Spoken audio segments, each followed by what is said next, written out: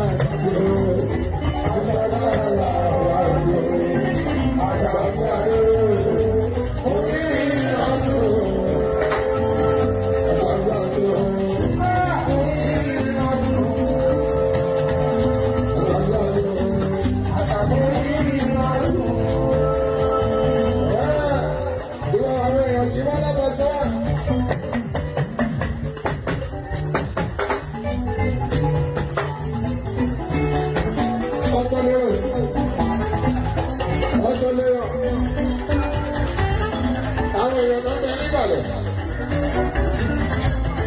Àwọn èèyàn ló gbèsè pátí. Àwọn èèyàn náà wọ́n kun ilé. Àwọn èèyàn náà wọ́n yẹ ẹ̀sùn ọmúlẹ̀ lágbàdàgbà lọ́dún ẹ̀rọ. Wíńdì láti ilé tó.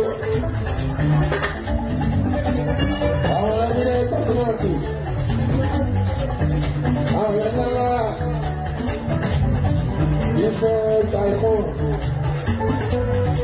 Àwọn akúnipẹ́t. Àwọn ọmọdé gbọ́ngà. Àwọn ọ̀rẹ́ wa tọ́wọ́ jálá yẹ àlá wíwá àgbọ̀ngà. Tọ́wọ́ ọbẹ̀ ní ìbàlẹ̀. Àwọn àbúrò wa kò lè máa wà fún wa. Àlàyé tó ń pè jáde. Ọbẹ̀ ìbàlẹ̀ o. Àwọn ìpẹ́ àlá wíwá wá sọ wà sí wọn púpọ̀. Ìsọ̀lá yẹ kó lè fẹ́ o.